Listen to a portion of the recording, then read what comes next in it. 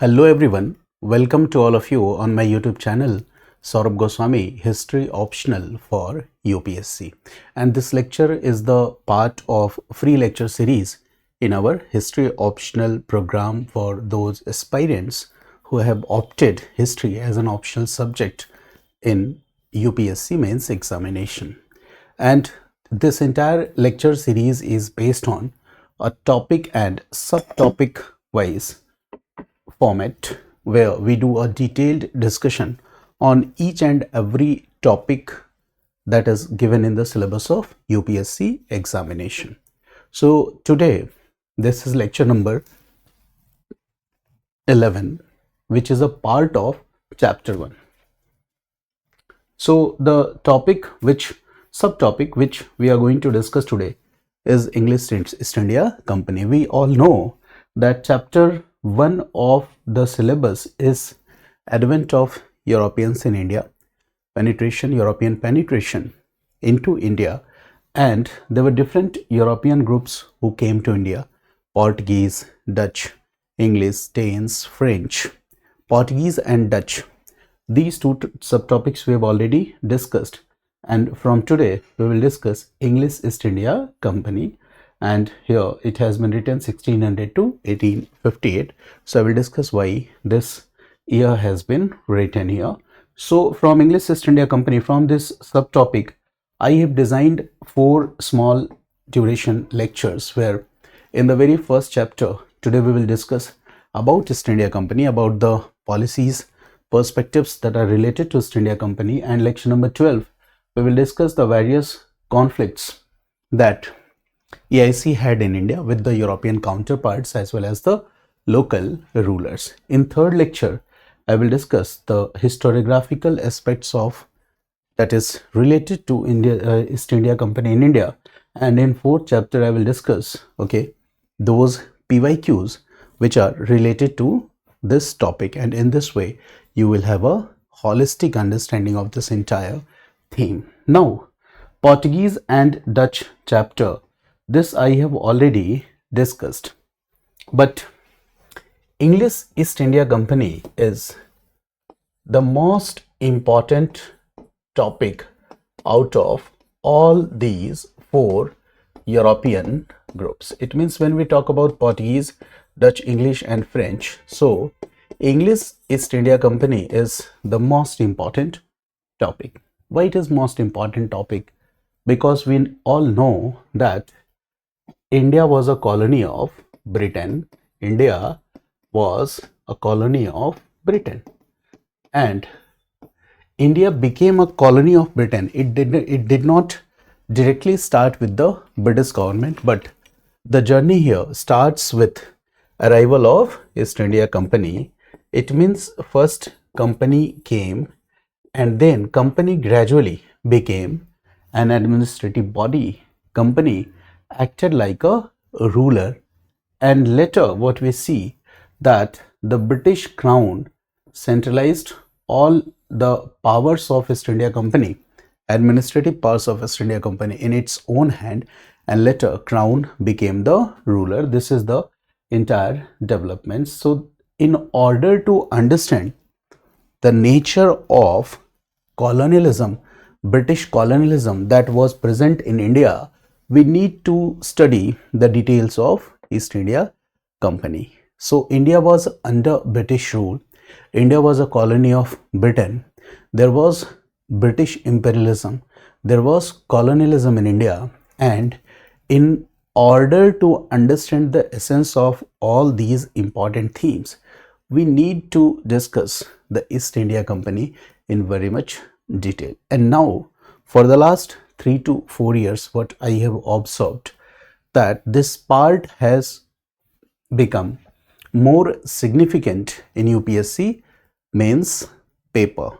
It means that if you will not cover these topics in detail, there is a greater probability that you will suffer in your mains examination. So let's start the discussion. So today we will talk about East India Company, English East India Company. So today's lecture will cover all the dimensions that are related to this English East India Company. First, a basic timeline I am drawing here, that we all know that in 1600 English East India Company got charter, monopolistic rights by British Queen Elizabeth I to do trade in the East, and later the first contact of English with Indian people here is seen in the year 1608. Later in 1630 we see that establishments were set up. Gradually what we see that after this period, okay, there is a duration of almost 150 years, not exact but almost 150 years. Here we see EIC fought an important battle in India, that is known as Battle of Plassey. Then EIC fought another important battle in India, that is known as Battle of Buxar. And then EIC signed a treaty in 1765 and it got Diwani rights, the right to collect land revenue from Bengal, Bihar and Odisha in 1765, and in this way EIC became an administrative body. Why we are calling administrative body? Because here EIC had got Diwani rights or land revenue collection rights. That's why we are calling that the role of this trading company has changed significantly. And at the same time you will see that there will be industrial revolution in Britain. It means the decade is the same. 1760s is the decade where the first phase of industrial revolution, that was largely textile revolution, was seen in Britain. So this 1760s is very much important in the context of East India Company. I will discuss later that why this is very much important. Then we see the further developments that after this period, 1757, the role of company has changed. Now the new role of company is what? The company has emerged as administrative body, and gradually what we see that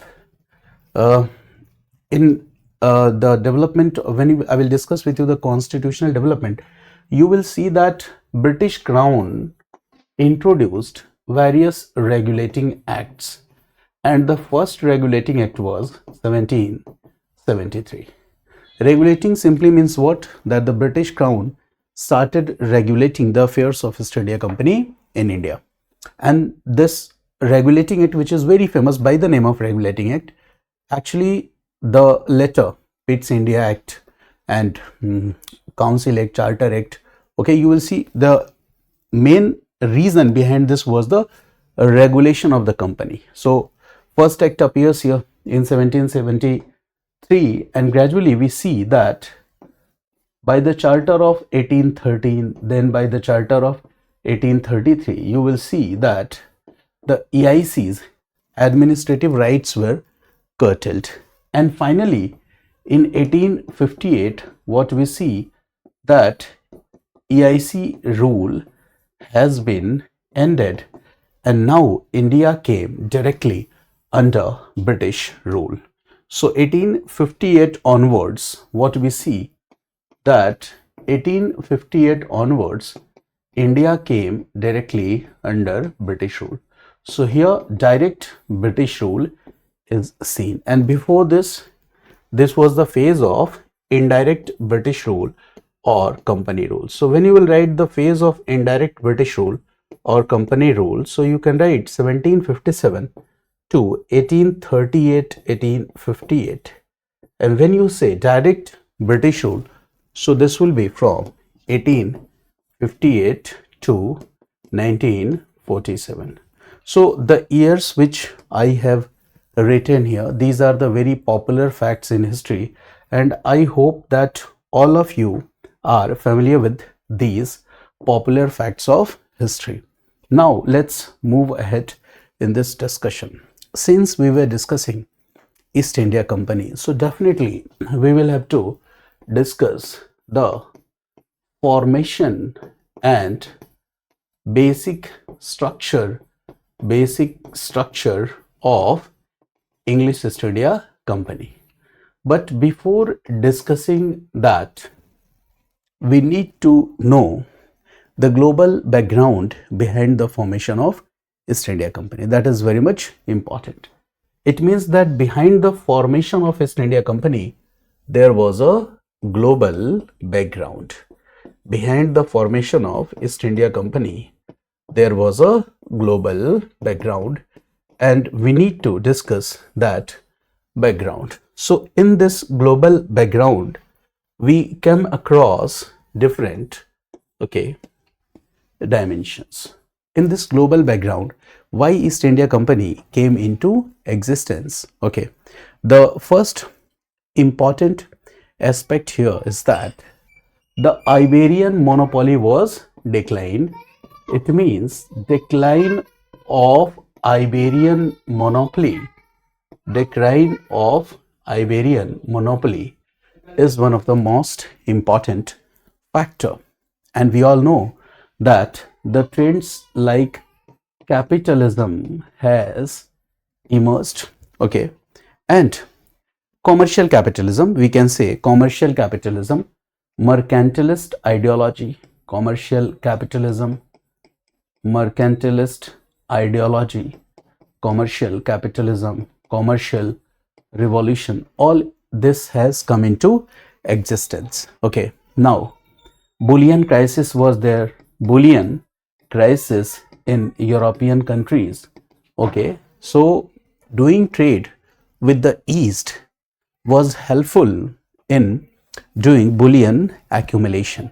So doing trade with the East has become a solution to the crisis of European problems or challenges. So overseas trade was the solution, and in overseas trade there was a competition. Why there was a competition? Because Portugal and Spain were much ahead than the other European countries when it comes to sea voyages. It means that they were the early birds and they were gaining advantages of such kind of businesses. And we all know that necessity is the mother of invention. So finally we see that joint venture companies, joint stock companies came into existence. So this was a kind of innovation. The coming up of joint venture companies is a kind of innovation for all such problems. So I have already discussed these issues, these dimensions in previous lecture, that is structural crisis in Europe in 15th-16th century. I have discussed these concepts. But what is the meaning of decline of Iberian monopoly? This I have not discussed in my previous classes. These parts I have already discussed. So I will discuss with you this concept of decline of Iberian monopoly. Decline of Iberian monopoly. How this decline paved the way, for the formation of English East India Company. What is the reason? So here the word has been used, that is Iberian monopoly. So when we say Iberian monopoly, here the word Iberian is derived from Iberian Peninsula, and Iberian Peninsula is the area where Portugal and Spain are located. So here we are using a word that is Iberian. So here Iberian means what? We are talking about Iberian Peninsula, and Iberian Peninsula is the place where Portugal and Spain are located. So this is a keyword. So wherever you find this word Iberian, it means we are talking about Portugal and Spain. We all know that when sea voyages took place, sea discoveries took place, Portugal and Spain were much ahead in this process. And in context of India also, which European group came first following the route of Cape of Good Hope? So the answer is Portuguese. Vasco da Gama, who reached Malabar coast, Calicut, welcomed by Zamorin in 1498. It means Portugal and Spain were much ahead. When previously I have already covered the topic Portuguese enterprise, but when I was discussing Portuguese with you, I told you that the Portuguese came to India, but the Portuguese company was not joint venture company. It was Portuguese enterprise, which was heavily state controlled. I have already discussed with you that it was heavily state controlled, okay, and the related issues I have already discussed, so I am not repeating that. It was heavily state controlled. When Portuguese came to India, there is a very important technical point, that this duration, you don't need to remember this duration. I am writing a duration that is 1580 to 1740. 1580 to 1740, okay, not 1740, it is 1640. This is the time period when what we see that from 1580 to 1640, the Portugal and Spain were together, or you can say that there was a union like a structure, and this Portugal comes under Spain's rule. And when Portugal comes under Spain's rule, what will happen? The Spain's enemy, and who were the Spain's enemy? So Spain's enemy were English and Dutch. Spain's enemy were English and Dutch.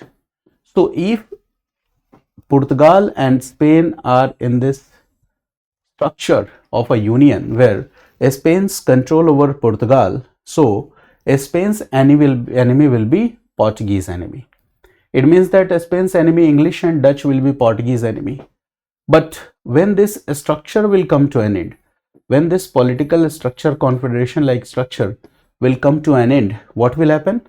Okay, later Portuguese enemy will not be English enemy, and Portuguese enemy will not be Dutch enemy. So this is one reason that you will see that in later phases, Portuguese were not, you can say that, big competitors in this entire phase. Okay, the main competitors were Dutch, English and French. So Portuguese gave up. This is one reason.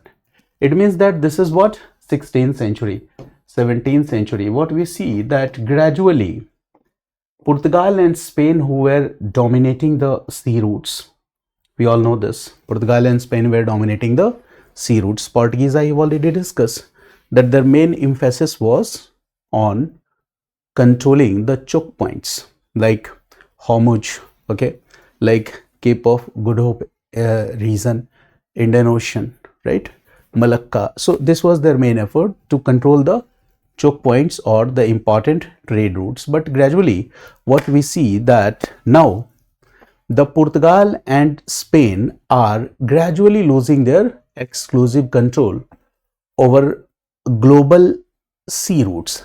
Their main effort was controlling the important sea passages or the routes, and now what we see that they are losing control over these global sea routes and trade routes. And losing control over global sea routes and trade routes simply means what? Okay, gradual decline in their influence. So this was happening. It means that Portugal, this I have already discussed with you, that blue water policy, Carthage system, controlling Cape of Good Hope trade route, Malacca, Hormuz, okay, the main focus was, okay, maritime imperialism. Their main focus was controlling sea routes. But now these sea routes, okay, which they were previously controlling, are now being challenged. This is the problem. Okay, now they are gradually losing control over their sea routes, and it will do what? It will, okay, gradually reduce their influence or make their influence weaker. And what is happening? A new trend was seen. For example, Portuguese competitors were Dutch. So Dutch company was formed. Dutch VOC, which I have already formed. Dutch company was formed in the year 1602. And from the very beginning, Dutch company was a joint venture company, and it was the first joint venture company in the world. And later, another important rival, that is English East India Company, which was formed in the year 1600, this also appeared. It means that now Portuguese has tough competitors like Dutch VOC and English East India Company. And these companies are more structured, more disciplined in their approach. So gradually these challenges will do what? Okay, will be resulted in the declining influence of Portugal in the Indian Ocean region. Now there are new players, Dutch and English. They were already Portuguese. So there will be some military conflicts, and we see that in many of these military conflicts, Portuguese suffered or defeated. Not only in India, but also in Southeast Asia. This also shows the gradual decline in the influence. This is one more reason. Now the next important reason is that Asia, Africa, America, Brazil region, you will see that Portuguese control was overstretched. It was heavily state controlled and it was underfunded. In this way, Portuguese were also facing the challenges of weak administration and naval structure. This is one reason. Okay, and when Dutch came to India, okay, so in India, the main focus of Dutch was maintaining control over Coromandel coast. They are more interested in Spice Islands in Indonesia. So maintaining control over Coromandel coastal region, that was a textile manufacturing zone. They can easily get those textiles which were high in demand in Southeast Asia, in Indonesia, and they can do exchange or barter, and in this way they can control spices from Southeast Asia. This was one important reason. And Malabar region also they were controlling, and from there where they were getting the spices. So this is one reason. Okay, now gradually Dutch followed aggressive policy, and what happened? Okay, Dutch captured Spice Island, Dutch captured Malacca, Dutch captured Hormuz, Dutch captured Malabar region from Portuguese, Dutch captured Ceylon, Sri Lanka from Portuguese. So in this way we see that now Portuguese company was facing a lot of challenges. So this is what? Decline of Iberian monopoly. Got it? Decline of monopoly of Spain and Portugal. And there was a very famous incident in the year 1588. This is before the formation of East India Company. This is a very famous incident in the year 1588. Why this is famous? Because it is having a symbolic impact. And what is that? This event is famously known in history as the defeat of a Spanish Armada. Defeat of a Spanish Armada. Here when we are saying Armada, it means we are talking about Spanish fleet. Okay, so we all know that Portuguese and Spanish were more powerful in seas. They were very much powerful. We all know this fact. Now what is happening is there is a situation, and what is that situation? The ruler of Spain, the name of that ruler was Philip II. Okay, did what? Invaded England, and the main purpose was to overthrow Queen Elizabeth I, who gave charter to East India Company in 1600. Okay, so what we see here, that now the Spanish fleet or armada was sent to England.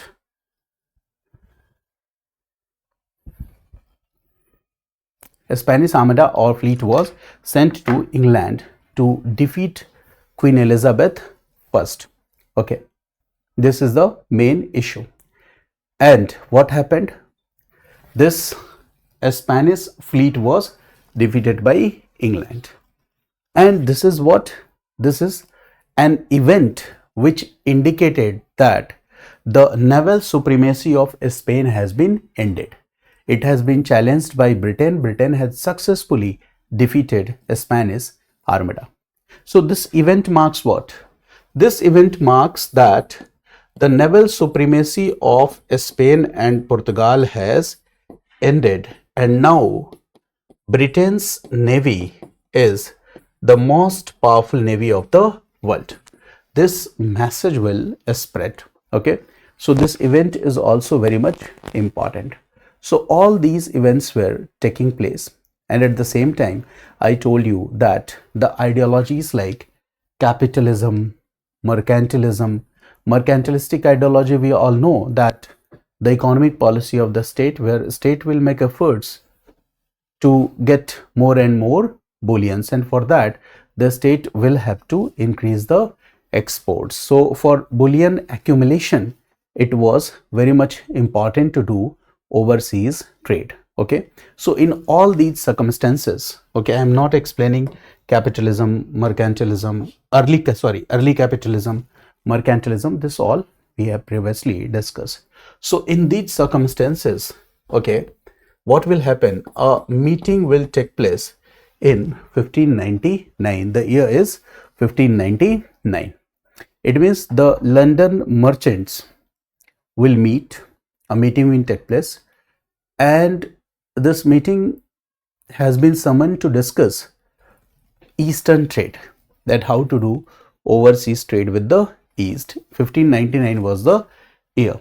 And later what we see that in 1600 a charter was granted, East India Company was formed, and charter was granted to, okay, East India Company, and this charter was given by Queen Elizabeth I. Okay, so it was a charter, means royal order, so a charter was granted. Now East India Company, the official name of English East India Company was Governor and Company of Merchants of London Trading into the East. This was the name, Governor and Company of Merchants of London, Governor and Company of Merchants of London Trading into the East. This you don't need to write in your mains paper. Okay, I am only writing here so that you could get the essence. What has been written here? Governor and Company of Merchants of London Trading into the East. I told you that previously there was a meeting of merchants of London, and in this way we see that the 1599 and 1600 is the year when this company came into existence. Now the nature of the company, for example, from 1600, I am just marking a timeline here, you can write, this is important, from 1600 to 1657 the nature of the company was different, and from 1657 onwards,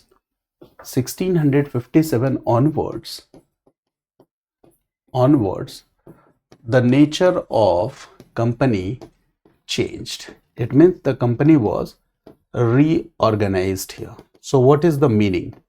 That 1600 the company is getting chartered, and 1600 to 1657 the nature of the company. So look here, from 1600 to 1657 the company was a voyage based company. Okay, voyage based company, it is called voyage based company. Write this, it was a voyage based company, and here I will write temporary. It was a temporary voyage based company. What does it mean? It means that the English East India Company here, English East India Company was a joint stock company, joint venture company, but it is very much limited and regulated. It is very much limited and regulated. It means in its real sense, it was not a joint venture company. It means that when you will apply the definition of joint venture company, so in its real terms, it was not a joint venture company. It was a temporary voice based company which had a limited regulatory joint venture company. And what does it mean? It means that at that time, the trade and commerce via these sea routes, okay, the trade and commerce will be done through these sea routes, and using sea routes for trade and commerce in 17th century, 16th century was very much risky. There were risk of wreckage of ships, shipwreck. There was a risk of piracy. There was a risk of disease, and the market was very much volatile, okay, uncertain, and the initial capital was very much limited. And those who were investing money in these trade and commerce or in sea voyages, they wanted short-term returns. In this way, here joint stock company means what? Okay, the people will invest money. For example, one sea voyage, I am writing from Britain to India, one trip. It means ship will come and will again return. This will be counted as one sea voyage. So what will happen? This sea voyage is for trade and commerce. So for this one sea voyage, what will happen? Okay, people will invest money. Will invest money for this single sea voyage. And once the sea voyages will be over, what will happen? The profit and loss will be calculated, and those who have purchased shares or invested money will get their profits. And again, the next sea voyage, second sea voyage, again, what will happen? Shares. The people will invest money and will again get their profits. It means that here, the nature of the company is not permanent. It is a temporary voyage based company. So in real sense, it was not a joint venture company in 1600. Okay, we can say that it was more like a maritime commercial syndicate. The East India Company in this phase was more like a maritime company syndicate. In the first 50 years, there were separate voyages, and for each and every voyage, what will happen? The people will invest money, they will purchase share, there will be trade and commerce, okay, and they will get their profits. So during this period, 1600 to 1657, EIC was not a permanent corporation. It was a temporary sea voyage based company. Okay. Now, this is the same phase when EIC came to India. You all know this fact. When we talk about EIC in India, so you all know the first contact 1608 and 1613. So this is the same phase. It means that 1600 to 1657, what we see that EIC was a temporary sea voyage company, and during this period, what will happen? Okay, the British merchants came to India. They met with Mughal ruler. Okay, they will try to get some farmans or royal orders, and in this way, they will try to secure the trade relaxations or concessions for them. This is the same phase. But when English East India Company will come to India, what will happen? There is already the presence of Portuguese and Dutch. And what about the Dutch company? Dutch company is already there. And what was the nature of the Dutch company? What was the nature of Dutch company? VOC. So we all know that just from the initial years of its formation, it was 1602. What we see that the Dutch company was a joint venture company in its real sense. It means just from the year of its formation, the Dutch company was a joint venture company, and it was a permanent corporation. It was not a temporary COS company. It means that if the Dutch company is a permanent company, not a COS company, so it will work in a more professional manner. So it will give a tough competition to English East India Company. So what will happen? The British government and the East India Company will realize that there is need to make the structure of this East India Company more professional. So what happened that 1657 in 1657 this decision was taken. And what was the decision? We see in 1567 this decision was taken. And what is the decision? Let's discuss. We see 1657 this decision was taken, and the decision is now EIC became a permanent corporation, JVC, in its real sense in the year 1657. So the nature of East India Company was changed. Now the capital was not raised for separate voyages. Okay, it means that if you are buying or purchasing shares of East India Company, so you will put money in, you will buy or purchase shares, and in this way you will get a continuous joint stock. Your shares are now transferable. Okay, and when this will happen, the company will get a stable financial base and the company will become a permanent corporate entity. So this will happen. Okay, so now what will happen? Now this will change the status of East India Company from 1657 onwards.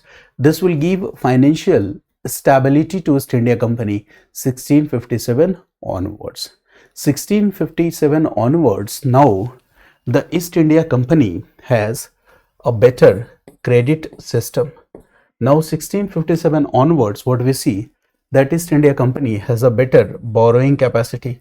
Now 1657 onwards, since the company has have stable financial funds, so now the company 1657 onwards can do what?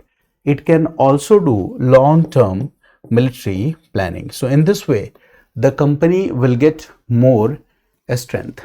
The company will become a corporate sovereign. Okay.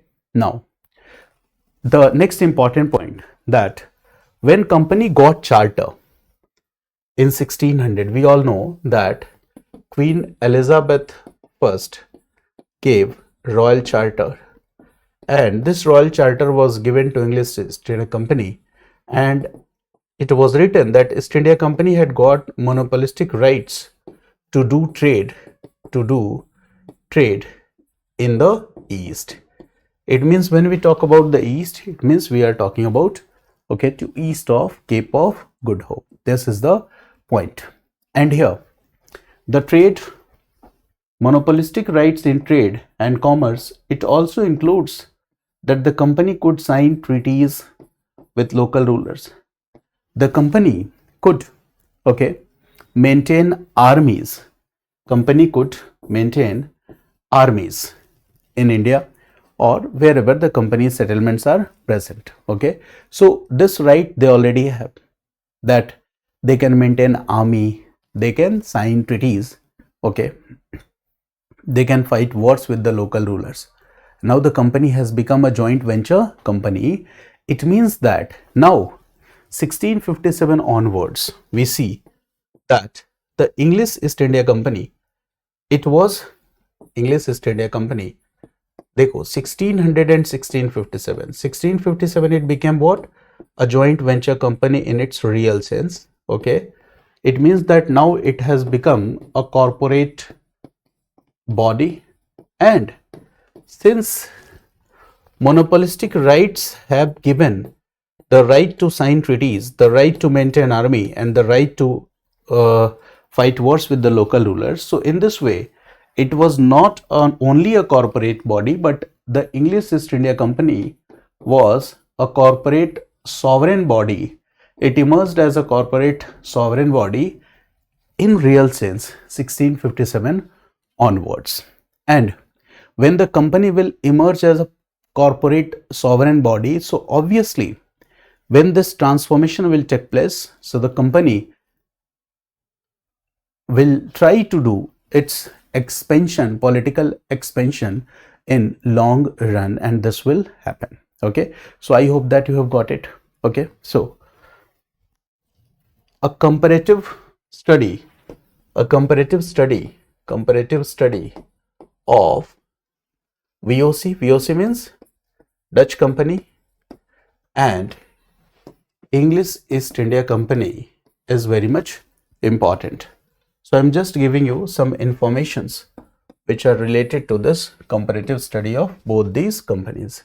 So when we talk about VOC, Dutch company, it was formed in the year 1602.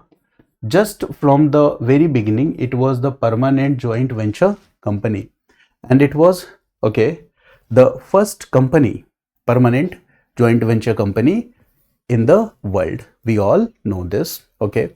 Official name was Dutch East India Company. Official name was Dutch East India Company, 1602.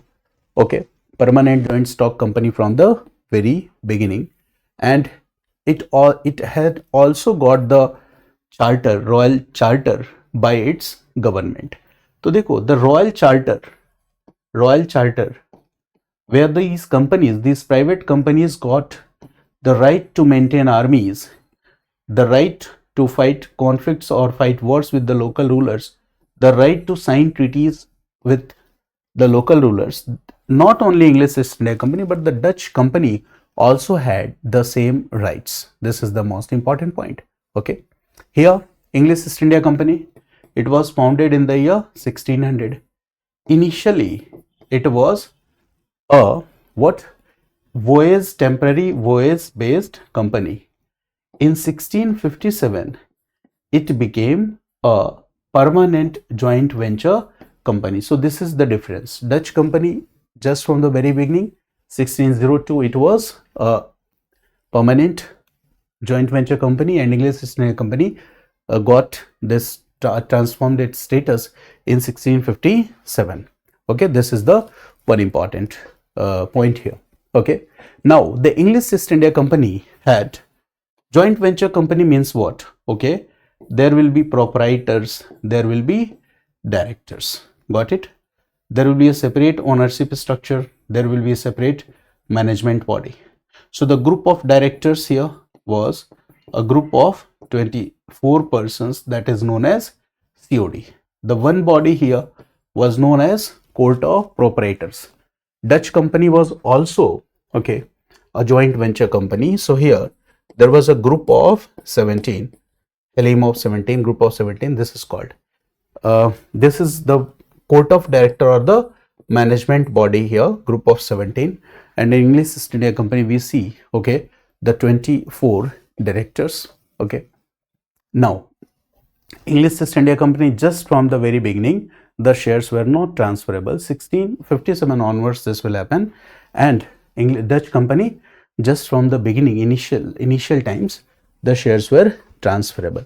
The stock exchange, Dutch company, just from the beginning it was a joint venture company. So Amsterdam Stock Exchange, here the stock exchange role after 1657. So this is very basic differences. Now company did what? English East India Company did what? 1657 to 1757 is the time period. It means that from 1657 to 1757, it means that this is a gap of almost 100 years. And you will see that in these 100 years, this trading company is having the ambitions for political expansion or territorial expansions. So it took almost 100 years for East India Company to realize its dream. That is very much important point. Now the second important difference, I have already discussed that the Dutch company, just from the beginning, is having what? Its primary objective is what? Commercial motive. Territorial ambitions? No. They are more interested in the Spice Islands, Indonesia. Now, East India Company, just from the very beginning, is having territorial ambitions. Got it? This is very much important point. That territorial ambitions of East India Company, just from the beginning, yes, we can see here. But the territorial ambitions of Dutch company, we don't see. Yes, they were controlling some important areas, but this, so 1600, 1608, 13, finally 1657, and finally 1757. So do you see these years? 1600 company formed, 1608 the first contact with Mughal ruler, 1630 for 13 first company, 1615 EIC became a joint venture company, joint stock company in its real sense. 1757 Battle of Plassey, then Battle of Buxar, then Treaty of Allahabad. So this shows that in these 100 years, English East India Company was having territorial ambitions in a mind. Some colonial historians say that from the very beginning, EIC did not intended to establish its rule over India. Okay, whatever happened here was in a fit of absent-mindedness. So this is not exactly true. English East India Company was having such motives, but at the same time, what we see that 1607 onwards, after the death of powerful Mughal ruler Aurangzeb, 1607 onwards, after the death of powerful Mughal ruler Aurangzeb, what we see, the fragmentation of Mughal Empire started. And this fragmentation of Mughal Empire gave English East India Company an opportunity to realize its dreams.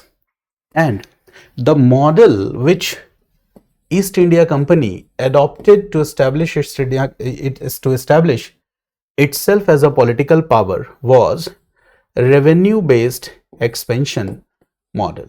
This model East India Company used. Why I am saying revenue-based expansion model? Because the year 1765, where by Treaty of Allahabad, EIC got what? Diwani rights or land revenue collection rights, and in this way it emerged as an administrator.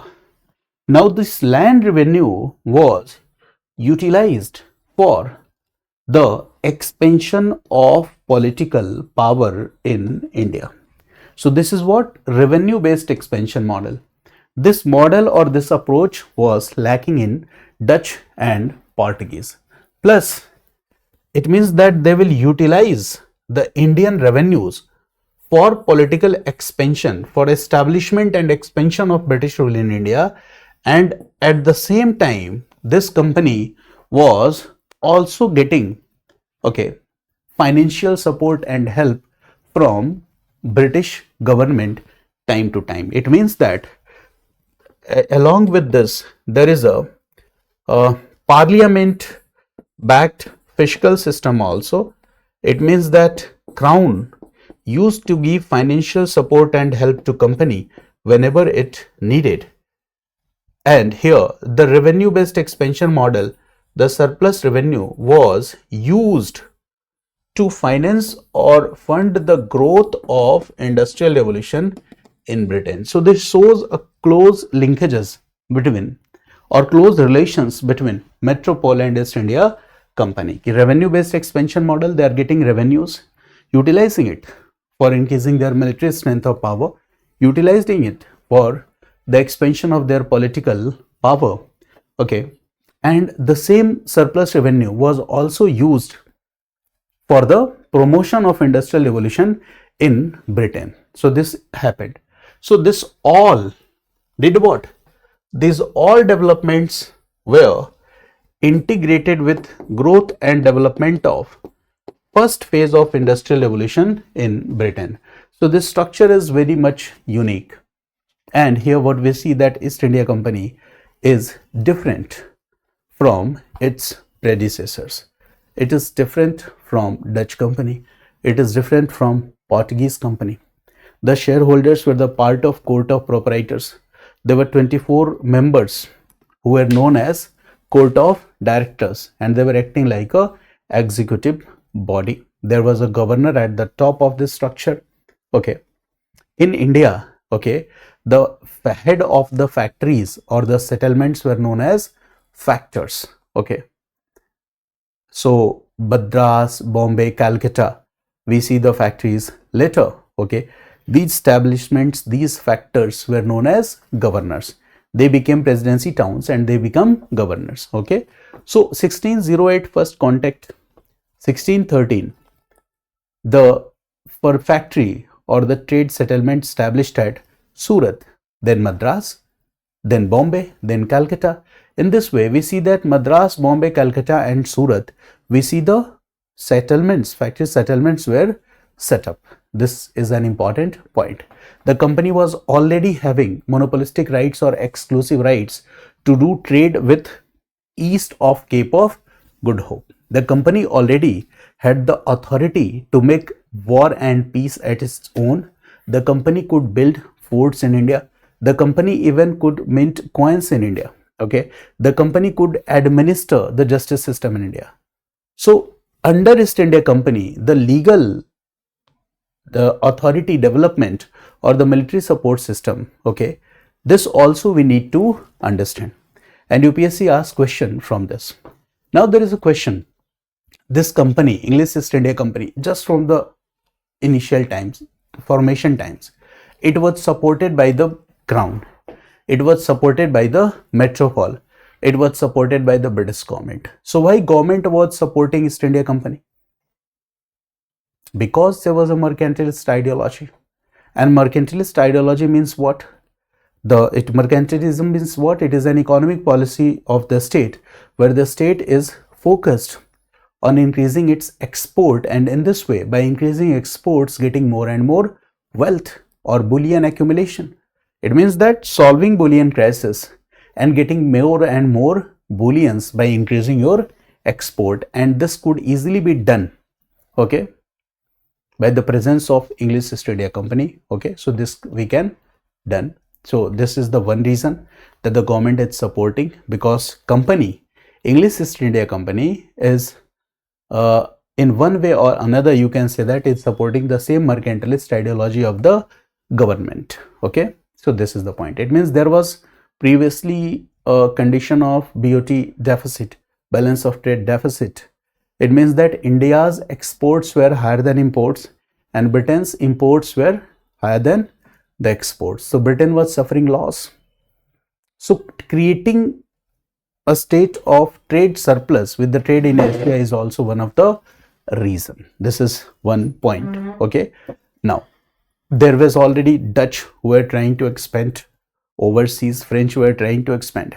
So this competition is also one factor that different European powers were in race to occupy new territories or the areas and to maximize the trade and commerce, to maximize their gains or the benefits. This happened.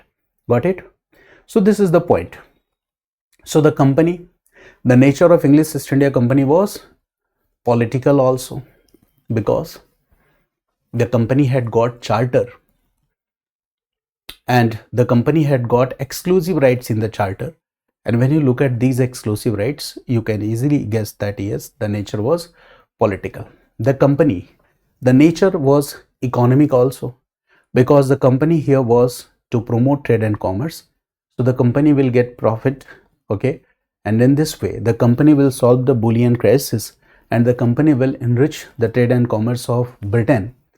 The nature was military also, because the same company was also serving the imperial interest. And what happened? Gradually, what we see that the parliament started increasing its control over company after 1773. So yes, there is a relation between metropole and company. So always remember, this is a very important aspect or dimensions, relations between metropole and company. Okay, so you can say that English East India Company, the nature was political also. Why we are calling political?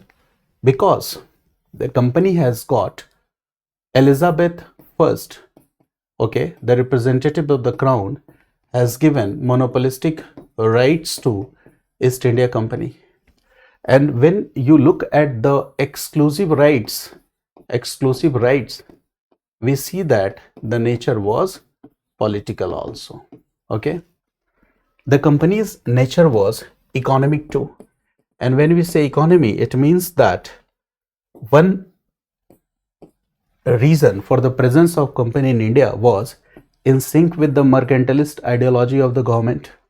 The second, here it is to solve the bullion crisis, to make the balance of trade surplus for Britain, okay, because it was already suffering loss in India. Okay, in this way, land revenue based expansion model did what? Okay, it means that East India Company will make its military powerful in India, but this military of East India Company will become powerful with the sources that is generated from India itself. The revenues here were helped to finance first industrial revolution. It means that the revenues that are collected from India are enriching Britain. So here we can see economic relations also. Okay, military. Now the company did what?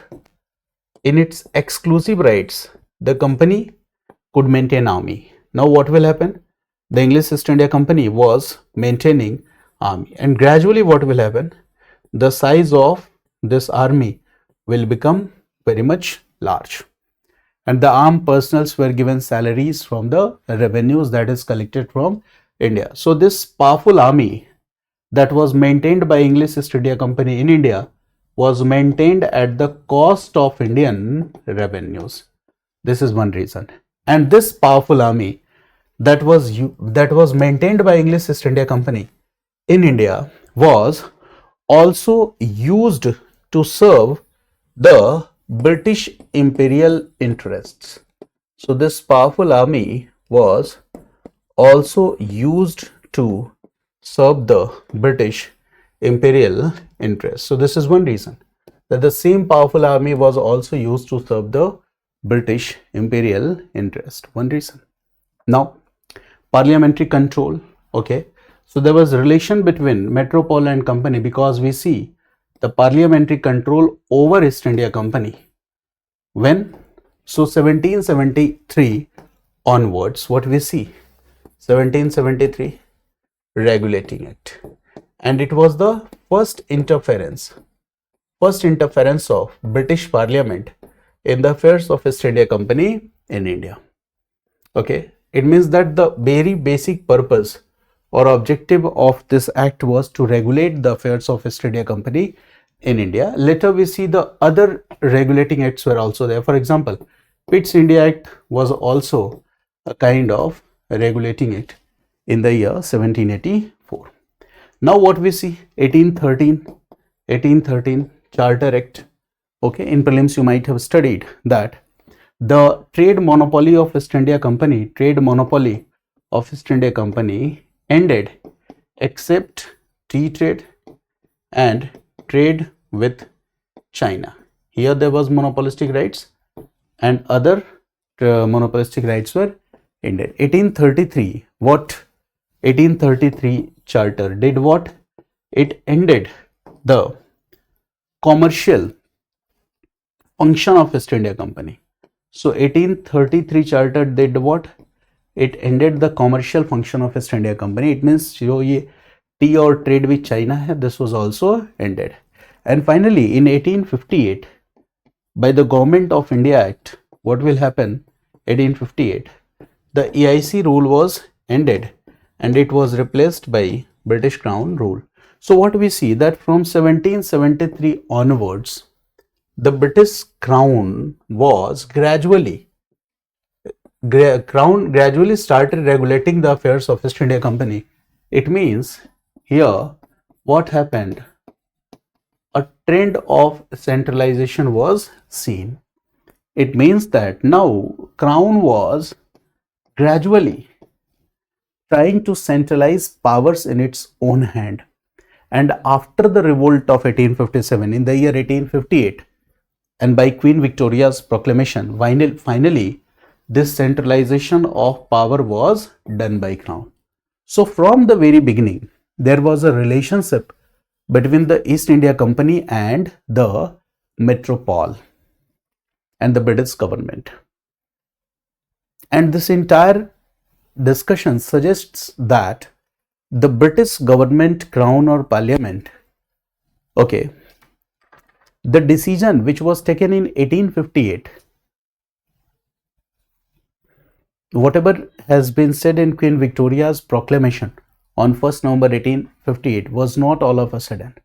The British Crown Parliament was already making efforts from the very beginning, so that when the right time will come, we will centralize powers in our own hand, and this will happen.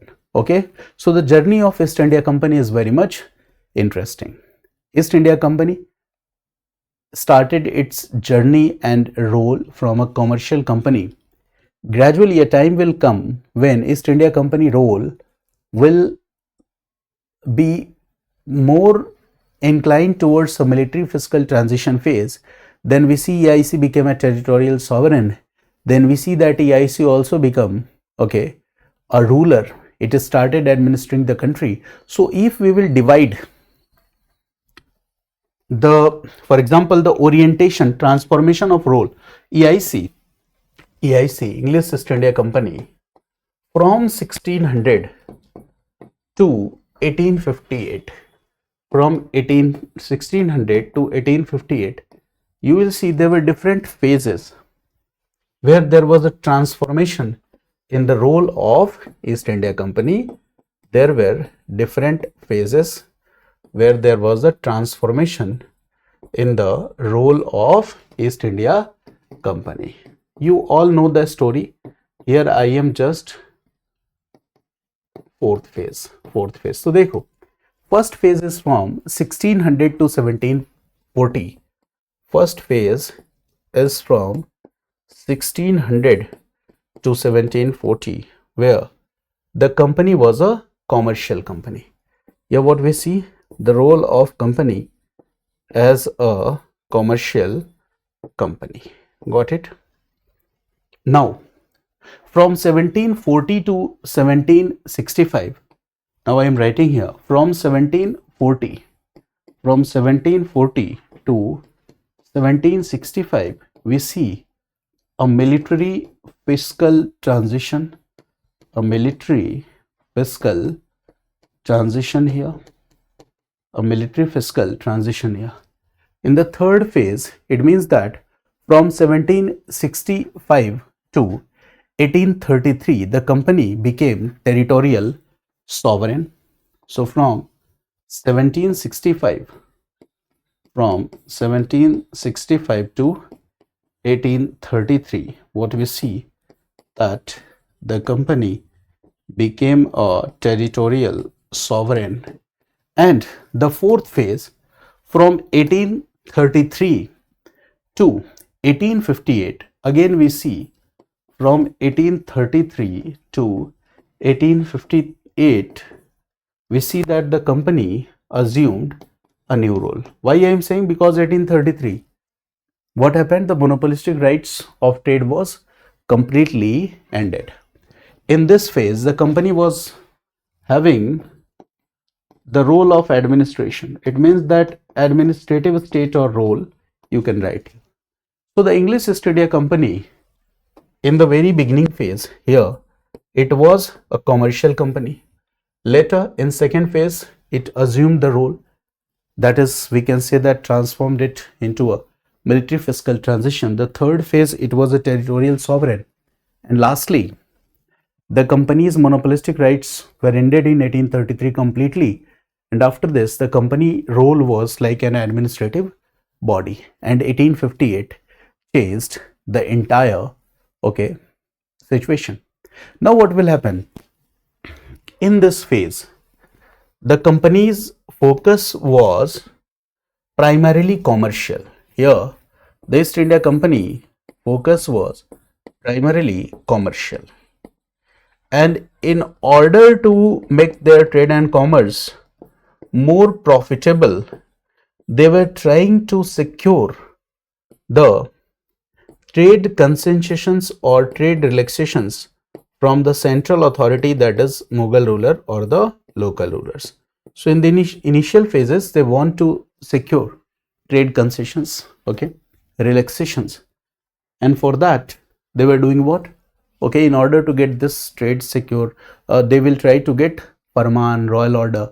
They will try to get some concessions, trade and commerce. It means here they are doing what? Trade plus diplomacy. They are doing what? Trade plus diplomacy.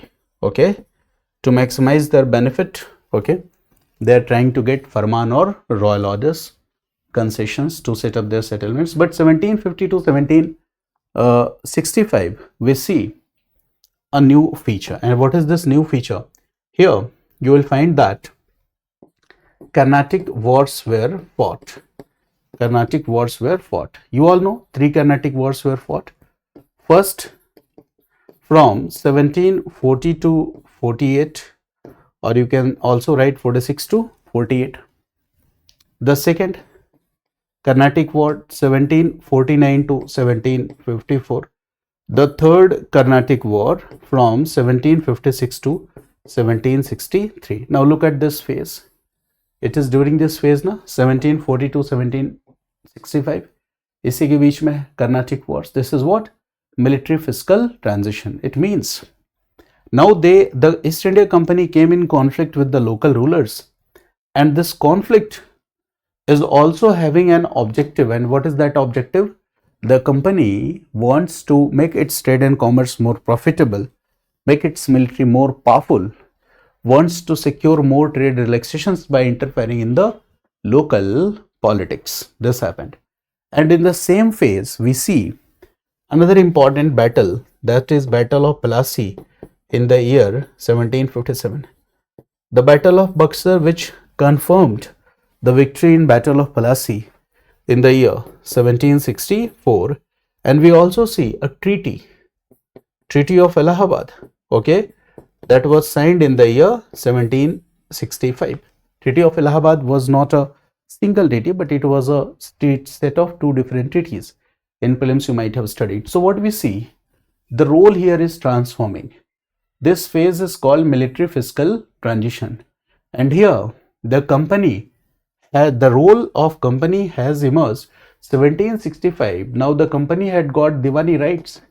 It has emerged as an administrative body, land revenue collection rights.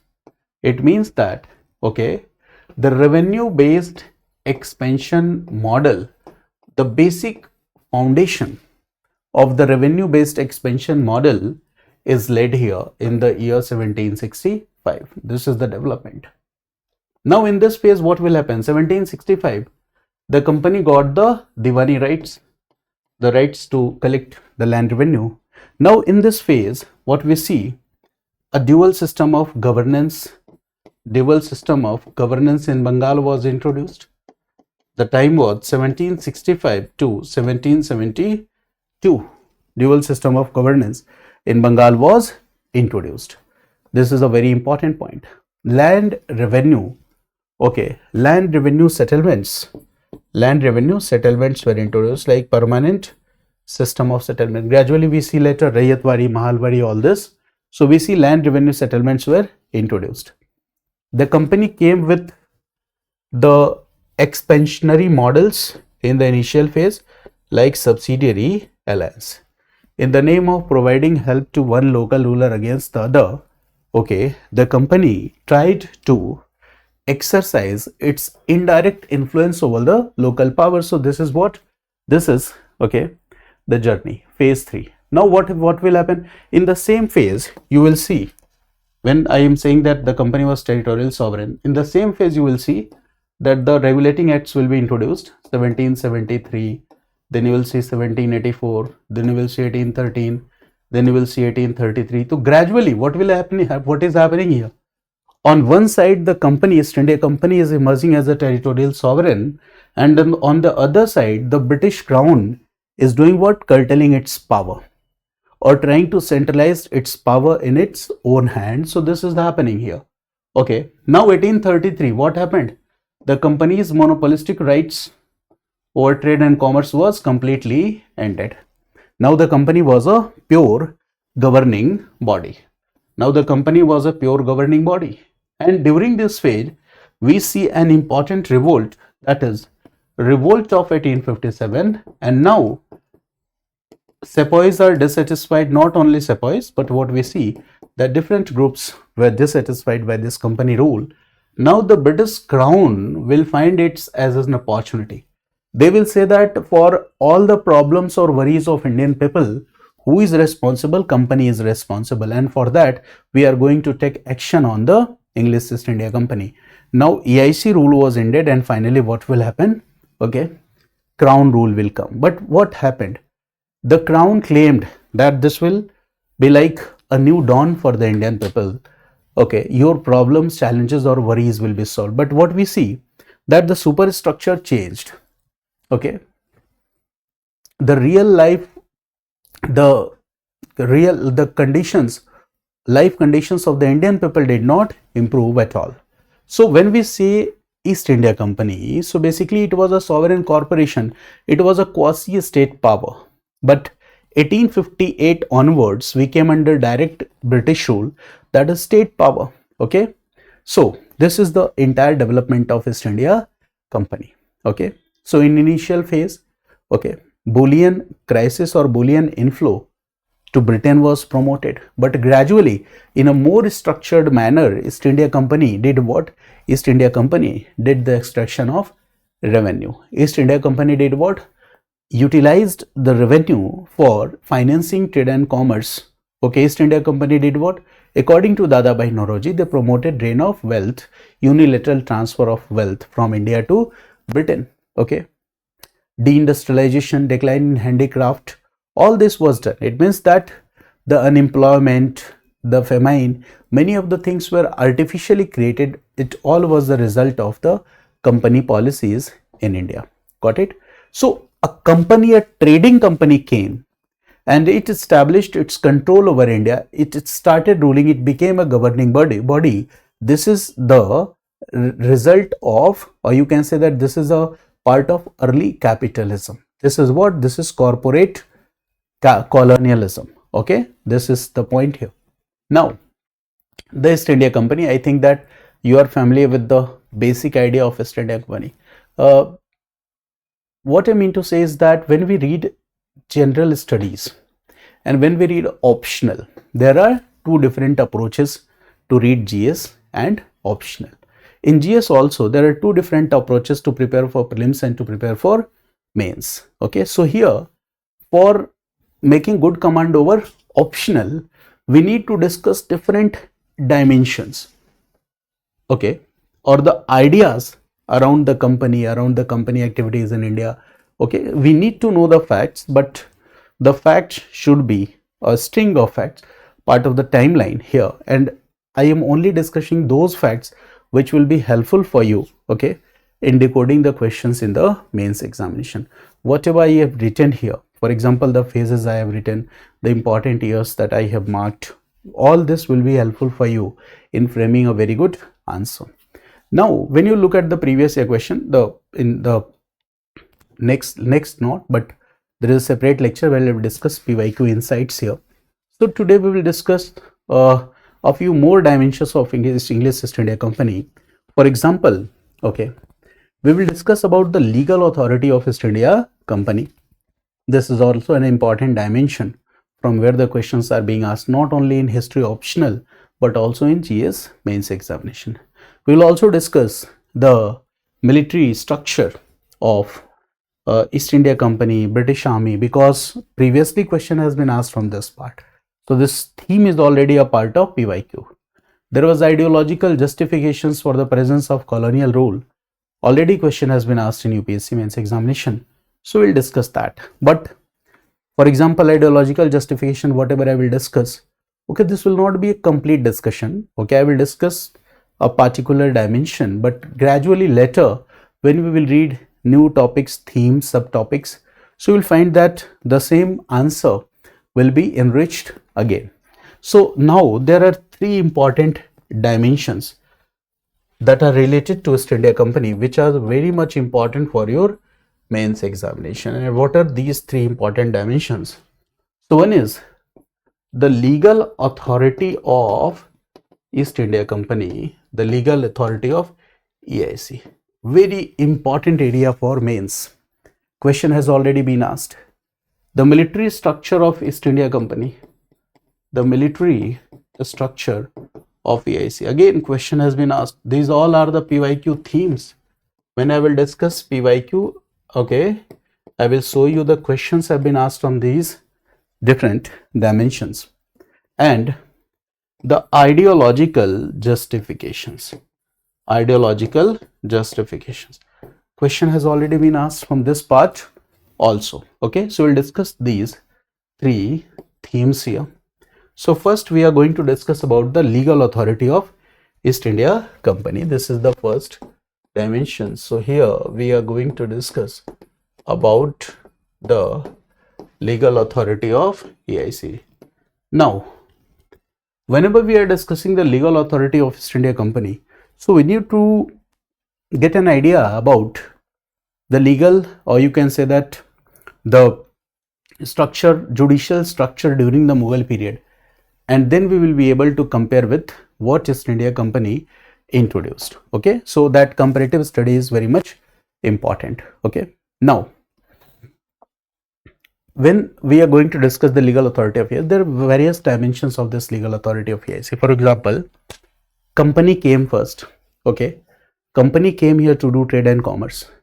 Company developed settlements or factories, and you will be surprised to know that inside the factories there was legal authority. And when British influence increased, what will happen? This legal authority will also be expanded. Now this will be expanded to the mayor's court. After Treaty of Allahabad, this legal authority also expanded. Now after Treaty of Allahabad, since company was an administrative body, it was having land revenue collection right, Diwani rights, it means that company emerged as a territorial sovereign. Then what happened? Regulating it, introduced in the year 1773. Then Supreme Court was established by this act in the year 1774. Okay, so regulating it, okay, Supreme Court, establishment of Supreme Court. But before this, what is happening? Okay, Governor General and his council, okay, were the important judicial structure. Now when Supreme Court will come, there is already Governor General and his council members. They were doing what? Okay, maintaining the task of judiciary. So the role of these two different bodies, Governor and his council, Governor General and his council, and on the other side there is Supreme Court. So there is a famous Nand Kumar case in 1775 that is related to the same. Okay, the reforms that were initiated by Cornwallis are very much important. Cornwallis Code is very much important. Okay, so there are a few aspects that I am going to discuss with you. Okay, now when company came to India, okay, so I am dividing the legal authority of East India Company in phases. For example, early phase, this will make our understanding better. Early phase. In early phase, I am writing here 1600 to 1726. This I am writing. Okay. Now, this is what? Legal authority of EIC inside the factories. This phase indicates what? It indicates about the legal authority of EIC under factories or settlements. Under factories or settlements. Now 1726 onwards, we see 1726 Charter and Mayor's Court. So the second development here is 1726 Charter and Mayor's Court. This is the second development. The third development is after the EIC got the Diwani rights in 1765. This is the third development after 1765. It means when EIC got Diwani rights after this period, it means that now company became a territorial sovereign. Here the EIC became a territorial sovereign. Then we see what after this phase, there is another important development, that is Regulating Act 1773, Supreme Court 1774. Okay, so this structure we need to understand. Cornwallis Code we need to understand. Okay, so let's start from the initial phases. Since company was a trading company, EIC was a trading company, I am discussing about this initial phase. Technically it is, in case of India, it will be said 1613 to 1726, but this will make it more technical, so I have written 1600 to 1726. Company is a trading corporation, we all know. 1657 company became a pure joint venture company, this also we know. Okay, then what is happening? Company had got monopolistic rights from Crown to do trade and commerce to the east of Cape of Good Hope, sign treaties, okay, concluding wars and all this. So company can set up factories, make fortresses. So suppose the company is present here to do trade and commerce, and just imagine a situation that if there is a conflict or dispute between the employees of the company, okay, it may be civil or criminal dispute. If there is a dispute among the company servants, so who will solve this dispute? Will they go to return to Britain to solve this dispute? No, there was a provision. And what was that provision? The company itself can develop the judicial structure here. And in this judicial structure, for example, if there is a factory, there will be a factor. Okay. If there are presidency towns, so there will be governors. Okay. So what will happen? In this judicial structure, it was said that where there are factories, there are factors. Later, these factors became governors.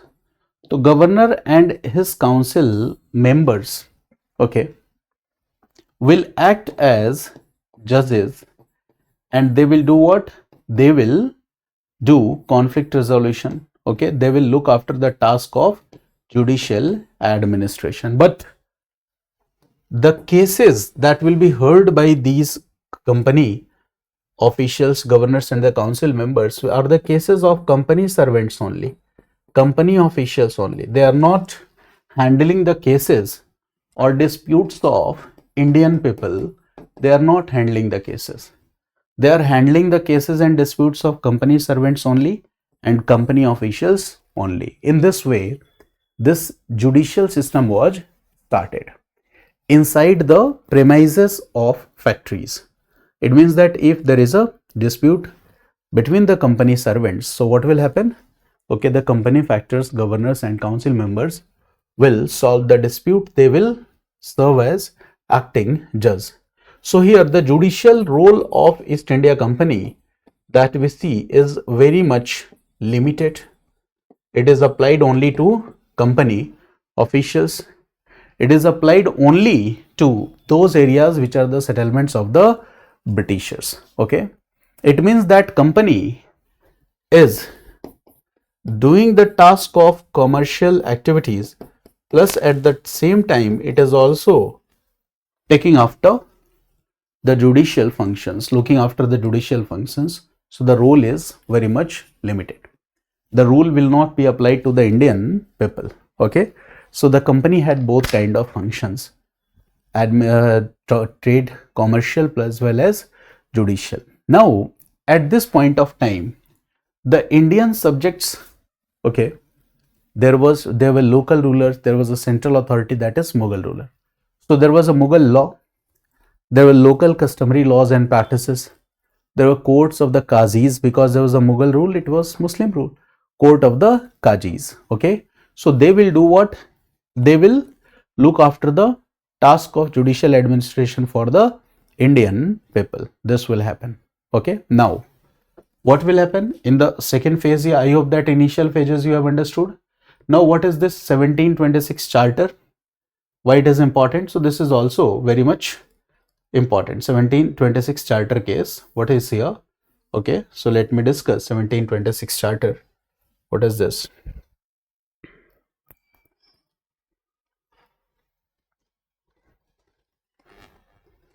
Look here.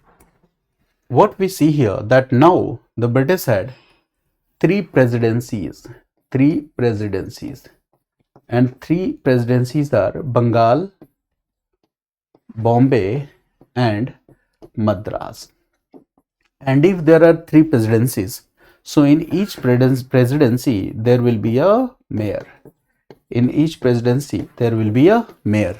And now they will say that in presidency cities there will be mayor's court. So in this way we see that a new structure will come into existence, that Bengal, Madras and Bombay are presidency cities.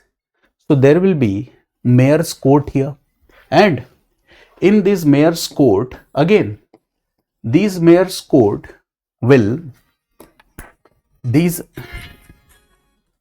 mayor's court will do what? Okay, these mayor's court will look after the dispute of company servants or officials. Okay, this is an important point. But there was a new change. The new change was that now the British are saying that in presidency towns or cities, in these presidency towns or cities, the jurisdiction of the jurisdiction here, the English law will apply, and the jurisdiction applied to the Indian people also. So this is a new change, that out of these presidency towns, wherever there are factories, the previous system will continue and there the law will be applied to the company servants only. But here the jurisdiction, okay, the Indian people will also come under its jurisdiction, and the appeals from these courts will go to England. This is the point here. So 1726 onwards in India, we see that in the field of judicial system of administration also a dual system started. We see, for example, dual system of administration 1765 to 1772, Warren Hastings, you all know. So here this is the dual system of judicial administration. This is the dual system of judicial administration. In presidency towns, what will happen? Okay, mayor's court will look after the disputes that are related to company servants and also Indian people. But in other areas, what will happen? The Indian, okay, you can say that law, customary law and practices, Mughal law, this will apply. So this is the beginning of a dual judicial system. After this, the British will say that we want to end this dual judicial system and practices. When we talk about the local customary rules, okay, so there is a great variation. So in order to modernize the system, we are doing what? Okay, one more thing here. 1765 onwards, we see that the company got the Diwani rights. This is another important development. Okay, it means that now the company has also become revenue collector, plus the company has become de facto ruler, practical ruler, not de jure ruler. Okay, so this is an important change. And Warren Hastings here introduced judicial reforms, that is famously known as 1772 plan. Judicial reforms were introduced by Warren Hastings. These judicial reforms are also important. And what Warren Hastings did, introduced Diwani Adalat and Fauzdari Adalat. It means that for Warren Hastings reform 1772 plan, what we see, Diwani Adalats and Fauzdari Adalats. Diwani Adalat for civil cases, Fauzdari Adalat for criminal cases, introduced by Warren Hastings. Hindu law for Hindus and Islamic law for Muslims, separate, introduced by Warren Hastings. There will be Indian judges, but these Indian judges will be under the supervision of English judges. Again, a kind of racial superiority approach. So this was introduced by Warren Hastings. So what we see that gradually the system here is evolving. Warren Hastings plan evolving the system. Now what we see that Regulating Act 1773 make the provision for the establishment of Supreme Court. We all know this. It make the provision for the establishment of Supreme Court, which was established in the year 1774. Okay. Now, Supreme Court was established. Now there was a problem. And what was the problem? Okay. Now there was a conflict that was seen here. There was a conflict that was seen here. Now, previously, what was the structure? Previously, okay, Governor General in Council, okay, or you can say that company authority. Previously, company authority was, okay, important while making judicial decisions. Company authority, the role is very much important. And in company authority, Governor General and his council, their role is important here. Okay. Now, Supreme Court was established by this Act of 1773. And now we see a conflict-like situation. And what is the conflict? So the conflict emerged here. It means that on one side what we see the corporate sovereignty, and the other side we see the crown sovereignty. It means that, okay, now there is a conflict between corporate sovereignty and crown sovereignty. You can better understand this with the help of a case, okay, with the help of a case. That case is very famous, and this case is known as Nandkumar case 1775. It can also be asked in your prelims examination. So what was that case? I am going to discuss with you. Before this, okay, let me remind you one thing, that when Regulating Act came into existence, okay, so what will happen? The composition or the council structure, let's discuss first the council structure according to this Regulating Act. Then we will move ahead. The council structure according to this Regulating Act. What was the council structure? You all know the council structure was 1 plus 4. The one was what? Governor General of Bengal. The one was Governor General of Bengal, and the 4 were his council members. And who was the Governor General of Bengal? Okay, Warren Hastings. Warren Hastings was the Governor General of Bengal, and 4 were council members. Okay, this is the structure. 1 plus 4, it means that 5. Now, the point here is that, okay, in this council structure, all the decisions were taken by majority vote. Here all the decisions will be taken by how? Majority vote. The second important point, okay, that Governor General had no veto. No veto. The third important point, in case that the votes are tie, for example 4 members, so if 2 and 2, okay, it means that the votes are tie, 2 are supporting 2, means in this situation Governor General can use his casting vote, but there was no any veto. This is the point. Okay, Governor General had no veto power. Each and every decision was taken by majority decision. Now, Warren Hastings was facing a challenge. And what was the challenge? That many a times the 4 council members here, 4 council members, for example, the name you don't need to remember, the name of these council members were Borwell, Philip Francis, Clavering and Monson. Monson, Philip Francis, Clavering and Borwell. So the 4 council members, out of 4, the 3, Francis, Clavering and Monson, they made a group. And in this way, the 3 member on one side and Governor General plus 1 member. If Governor General will get the support of 1 member, so in this situation 1 plus 1, it is minority. And if it means that out of 4 council members, if 3 will make a group, So the decision, okay, of the council members will become important here. Okay, that the Governor General will be bound to accept the decisions of the council members, because the Governor General did not have any, okay, veto power. So Governor General will largely dependent on the support of the council members vote. This is the point here. So this was creating a challenge, okay, or challenging situation. So this is one conflict. Supreme Court, what it will, what is the jurisdiction of Supreme Court, what is the jurisdiction of Governor General, his council members, all this was creating such situations. But and in the meantime, there was a person who was previously the former Diwan of Maharaja of, former Diwan of Nawab of Bengal, and the name of this person was Maharaja Nand Kumar, and he was also a political rival of Warren Hastings. So what Nand Kumar did?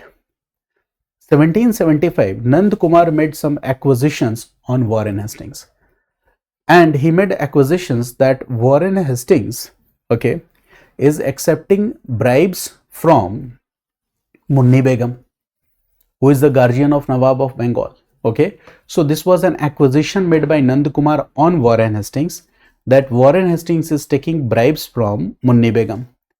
And now, okay, this was a case. It was presented before the Calcutta Council. Now what will happen? Okay, the opponents majority votes plus Warren Hastings, so this will create a situation. Now suddenly what will happen? The situations will change. Nand Kumar will be arrested. He was charged with a case of forgery 10 years back in 1765, and this case was tried by Supreme Court at Fort William. Okay, judge was Sir Elijah MP, and what happened? The Supreme Court gave a judgment that the, you can say, as the Supreme Court judgment was, the Nand Kumar was to be hanged for this case of forgery. So Nand Kumar was hanged in 1775. Now this event has sparked a controversy, or you can say that conflict with the judicial system, or you can say that the people will say that what Warren Hastings did here, okay, when Nand Kumar accused Warren Hastings of taking or accepting bribes, so Warren Hastings did an attempt of political retaliation. Okay, the forgery, if it was true, it was happened in 1765, and at that time Supreme Court was even not established.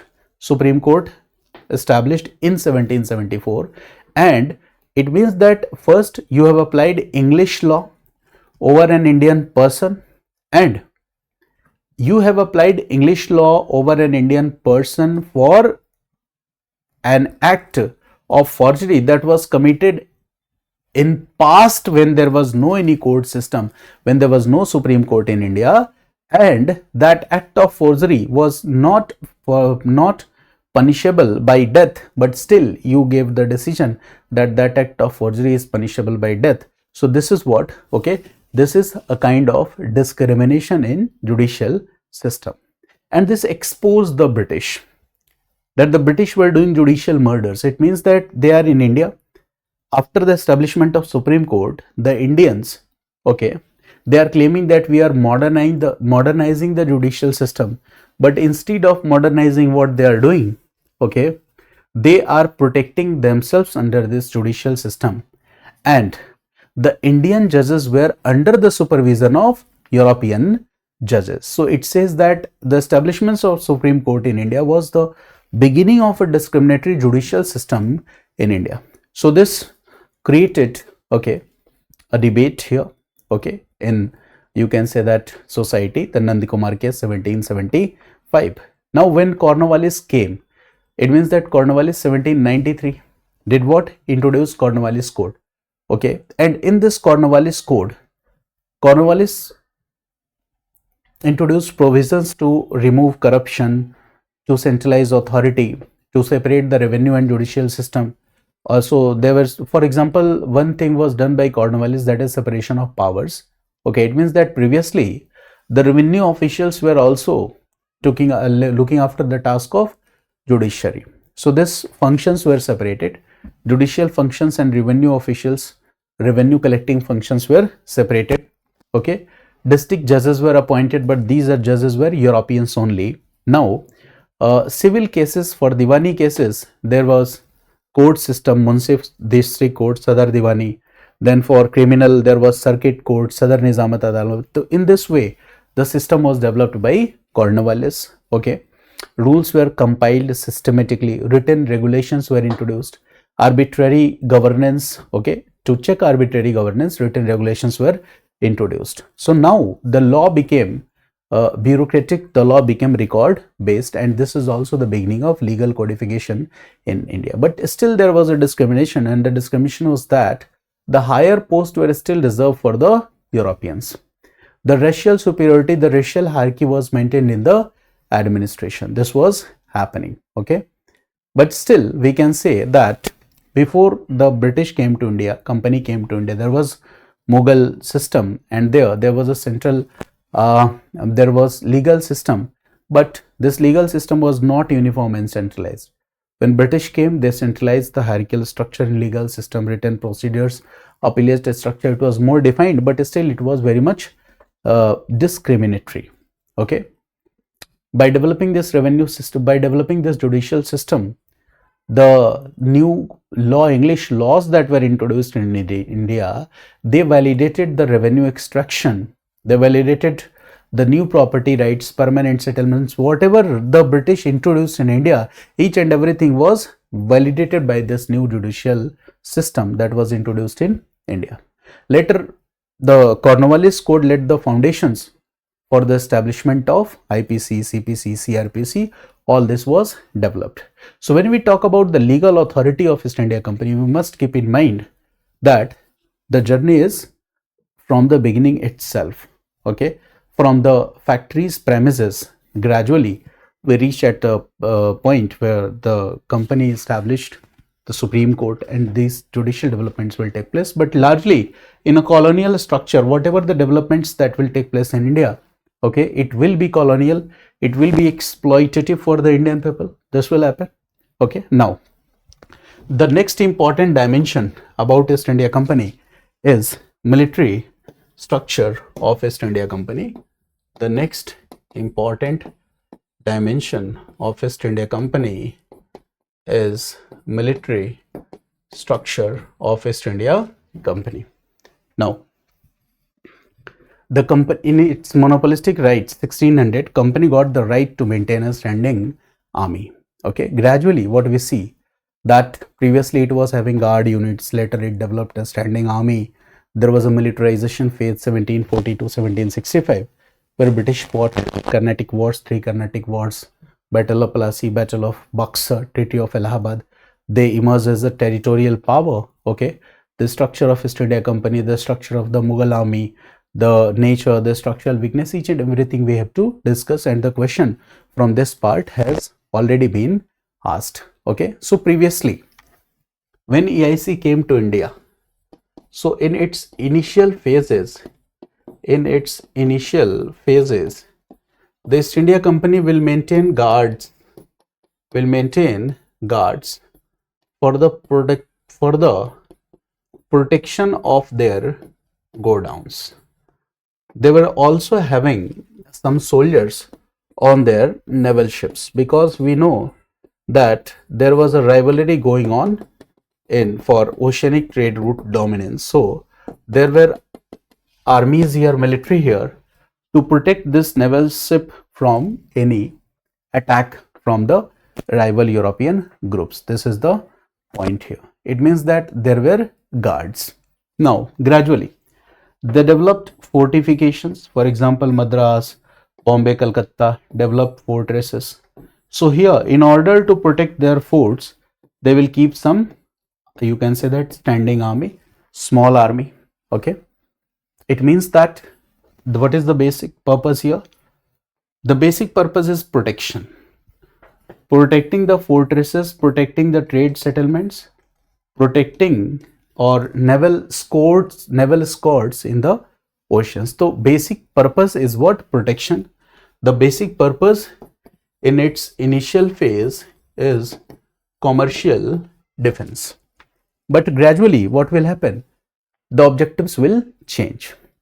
The same East India Company we see from 1740 to 65, 1740 to 1765, we see that the same East India Company is having a militarization phase. What is the militarization phase? Three Carnatic wars were fought, first, second, third, 1740, 46 to 48, 1749 to 54, 1756 to 1763. Three Carnatic wars were fought, and Battle of Plassey, Battle of Buxar, this were also fought. Battle of Buxar is very decisive. Okay, the wars were fought. So if wars were fought, it means that in order to fight wars, plus at the same time, here Carnatic wars, the British are also fight with the European rivals, that is French. So in this situation, you need to maintain army. You need to maintain army. So what British did here? The British East India Company recruited Indian sepoys in large numbers. It means that the Indian sepoys were recruited in large numbers, and the European training was given to these Indian sepoys, because now they are fighting wars in India. Use of artillery, the disciplined infantry, whatever the military tactics that they were using, okay, all was taught to this Indian sepoys.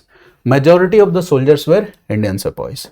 Now 1765, by signing the Treaty of Allahabad, British got Diwani rights, we can say land revenue collection rights. Now they will adopt a model, and that is the land revenue based expansion model.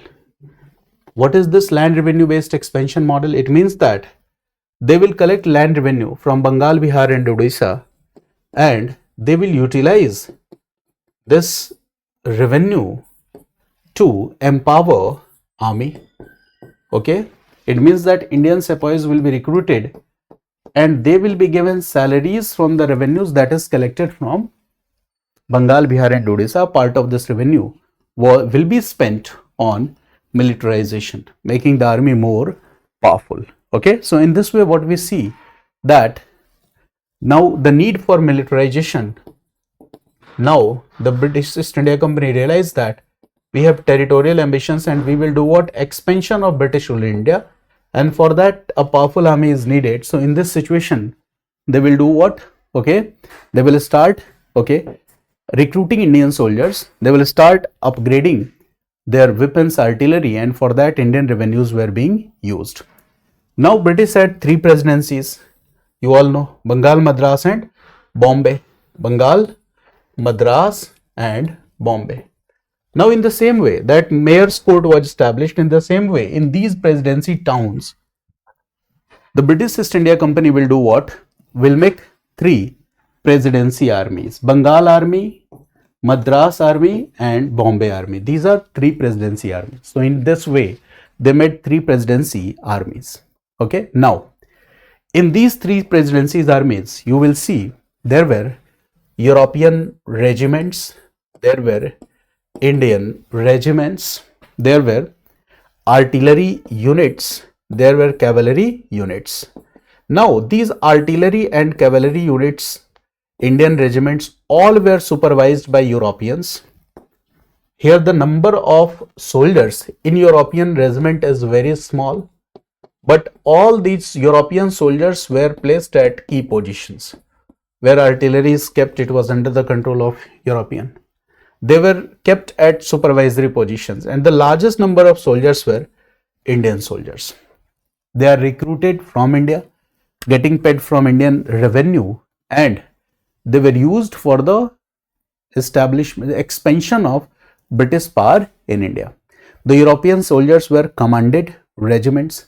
They were getting high salaries. All key positions were reserved for the British. Indian soldiers could not rise above the post of a Subedar. Now what about Indian sepoys? They are in majority. Majority of these Indian soldiers were recruited from the regions like Awadh, Bihar, Bengal, Punjab, Gurkha. So in this way, you will find the names like Gurkha Regiment, Sikh Regiment, okay, Bihar, Awadh, and each and everything is controlled by Europeans, okay, but the largest number of soldiers were Indian soldiers. By the year 1800,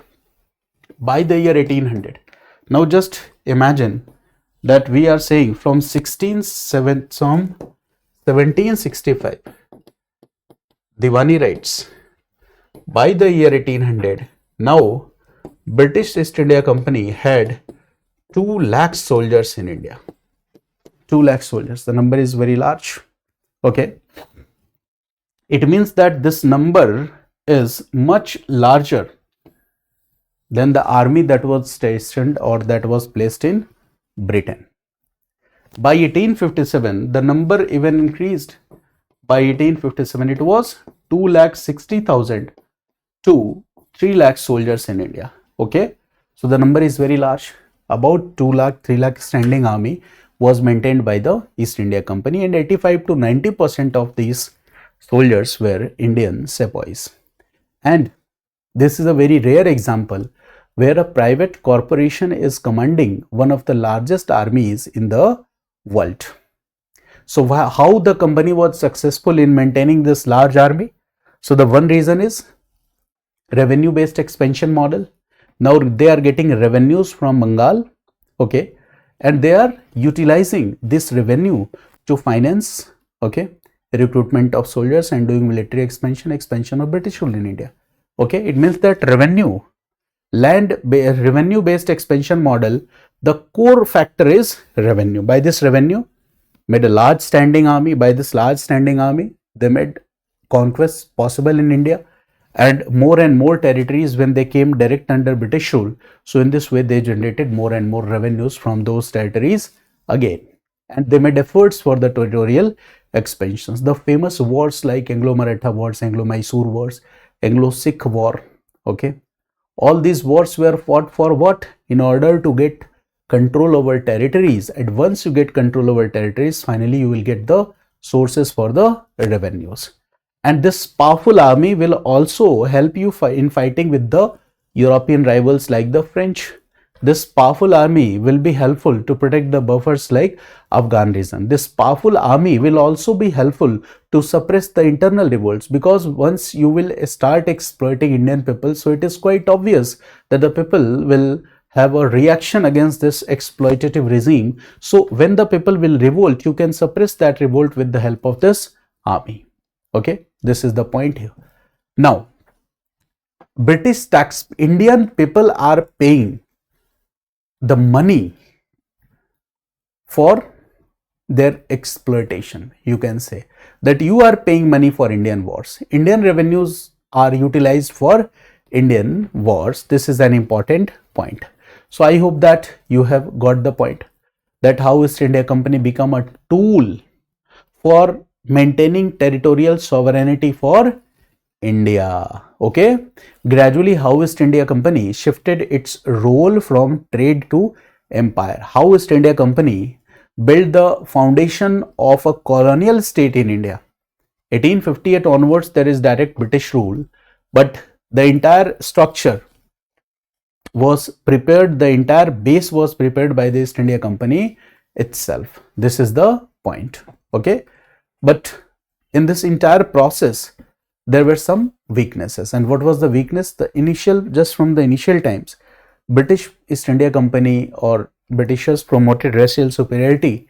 Okay, there were disparities in salaries, okay, allowances, there were religious grievances for Indian sepoys, service issues, there were so many issues. Finally, it was resulted in the revolt of 1857, which we will discuss later. So this is one point.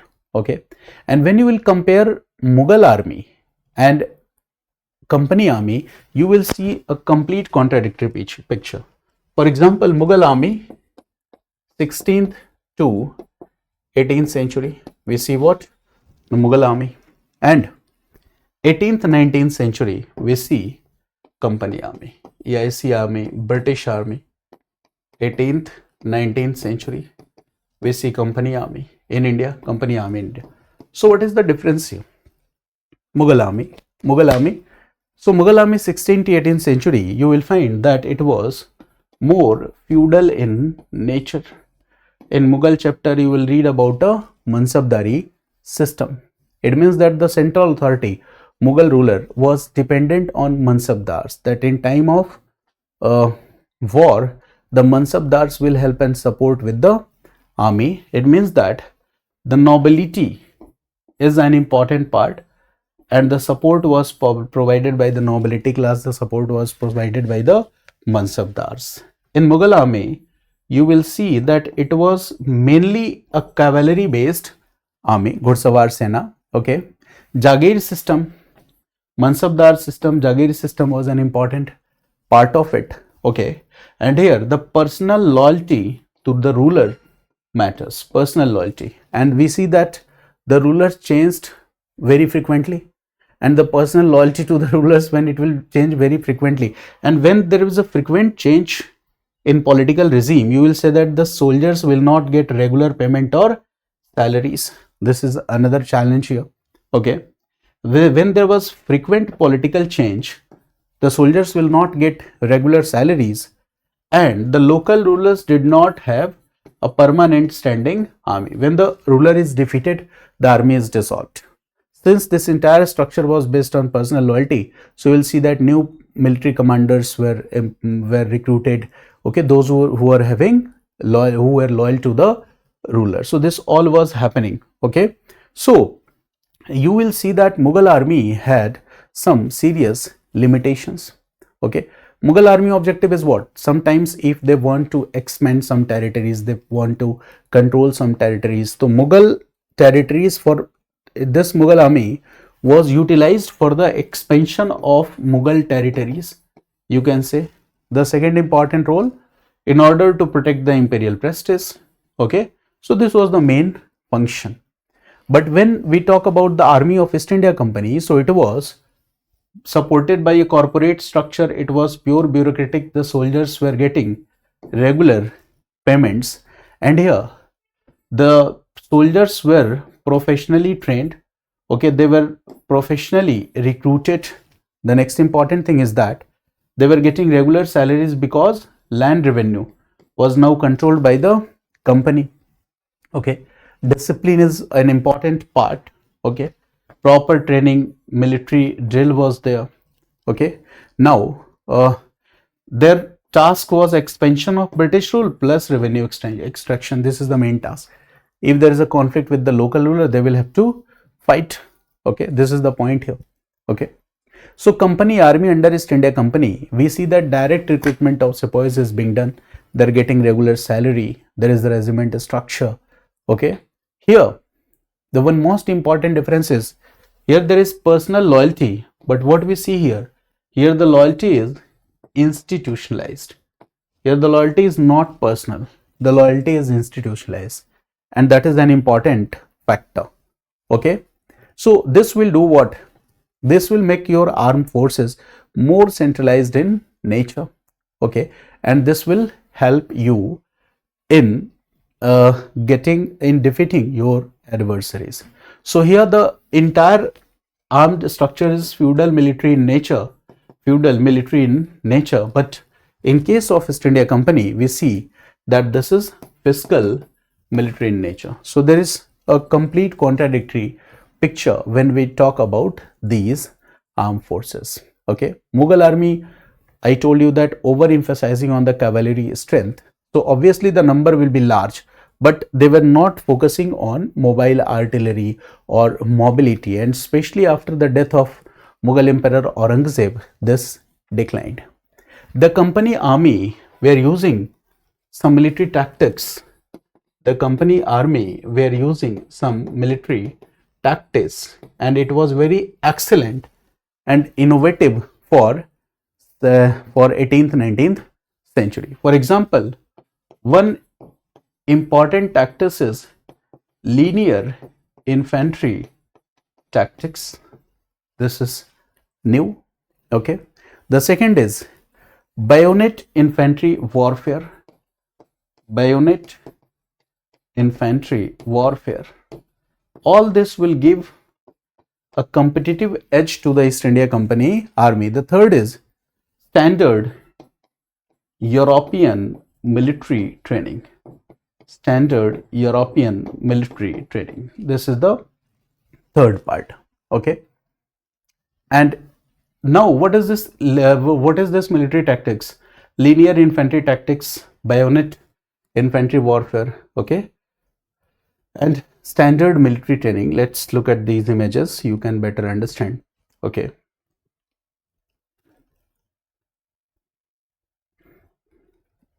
For example, what we see here on the image is linear infantry tactics. So what is this linear infantry tactics? Infantry tactics. In 17th, 18th century, what we see that this is a method of European warfare in which soldiers will stand in long thin lines, usually 2 to 3 ranks deeper, to fire coordinated musket volleys at the enemy. What does this mean? Okay, it means that, I hope this is visible or not visible. It means that soldiers standing in lines. For example, okay, suppose this is enemy. This side there is the enemy which you have to fight. So what will happen? Okay, so I told you that soldiers will stand in thin lines. Okay, thin lines, 2 or 3 ranks deep, thin lines. For example, suppose this is the first line of soldier, this is the second line of soldiers, right wing, left wing, right? This is the second. Then you will see there are field musicians who beat drums, okay, and all this, major, colonel, and here you will see senior major, sergeant, okay. Then you will see that here colonel, here the reserved companies, okay. And in this way you will see there are thin lines. This is the reserved company, this is one thin line of the soldiers, okay. So skirmish line of 1 or 2 companies, the same here is maintained. These are British soldiers, okay. You will see different lines. There are reserved soldiers here, okay, lines of soldiers, reserved soldiers. So what does this mean? It simply means that when you will do this, okay, when you will maintain a thin line, okay, there are different rows, so you can better target your enemy, okay. The one most important thing, for example, okay, when you will fire on the enemy, okay, so if the soldiers will fire at the same time, will open fire at the same time, so this will give an advantage over the enemy, okay. For example, the muskets that were used by these soldiers generally, okay, many of these muskets were very much inaccurate. For example, you are firing, okay, separately at different time interval, so many of the muskets were inaccurate, but when if it is fired in mass all together, so it will be very much effective. And when in lines, what will happen? It is like maintaining strict coordination and training, okay. It is, you can say it, you can easily establish command over the battlefield, okay. You can easily look at the activity of your officers, soldiers. The soldiers will walk shoulder to shoulder. You can maintain discipline, okay. So this was a kind of giving a military edge to the European soldiers, and the Indian soldiers who were recruited by British were also trained with this method of warfare. The second important thing is bayonet infantry warfare. This is what bayonets. So bayonet is, it is the kind of blade here, okay, that is fixed at the muzzle of the rifle, okay, at the muzzle of the muskets. So infantry soldiers are using this musket, and there is a blade that is fixed at the muzzle of the musket, okay. So this is bayonets is very much helpful in the case of close combat. So this was a completely new thing. When a blade was attached at the end of the musket, so now the same person who is a firearm opening fires on the enemies. At the same time, he is also using a spear like weapon. Okay, so this is and this will be helpful in the close range combat. Okay, so this is also one new thing that was introduced by the British. Okay, and they use this. Now the field artillery mobility means what? Okay, you have cannons, you have artillery units, but if you will be able to move the cannons and artillery units very swiftly in the battlefield, then in that case you can get military edge over your enemies. Okay, and the British East India Company army was very much focused on increasing the mobility. This is called fire altar mobility. It means that the cannons and artillery units will quickly be moved across the battlefield. Okay, for that you must have light cannons, light howitzers, okay, guns mounted on the wheeled cartridges. So this will support infantry and cavalry both. So in this way, mobile artillery was also a major advantage for the European soldiers. So this is what a kind of professional standing army maintained by English East India Company, who are focusing on drills and discipline, bayonet combat, linear tactics, uniform command structure. Okay, and in this way they were getting edge over the Mughal army, over the local rulers army. Okay, so this is the point. I hope that you have understood this. Okay, this is the point. Now the two dimensions are very much clear: the legal authority of East India Company, the army structure of East India Company. Now what happens next? So the next is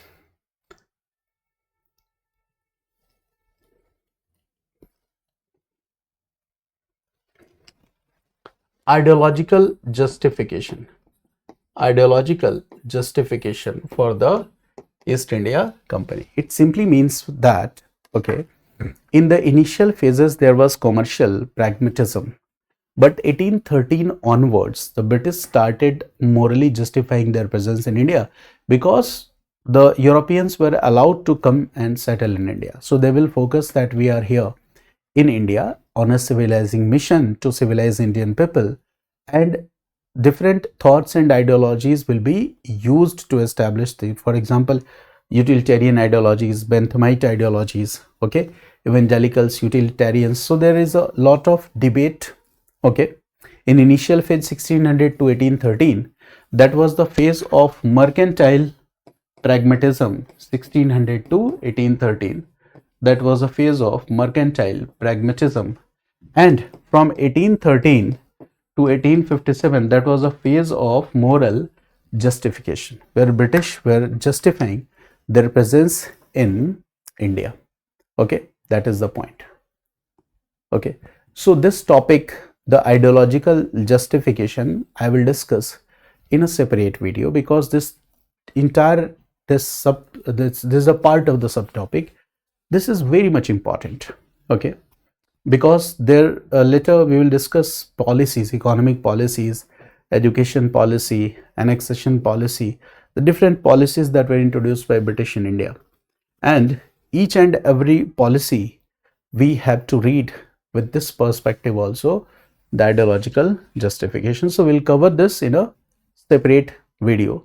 So in today's class, I hope that now you are familiar with East India Company, the formation of East India Company, right? How the role of East India Company was transformed. Okay, previously what was the nature of East India Company? Later in 1657, how the nature changed. 1657 to 1757, what was the nature of the East India Company? What was the relation between East India Company and the metropole?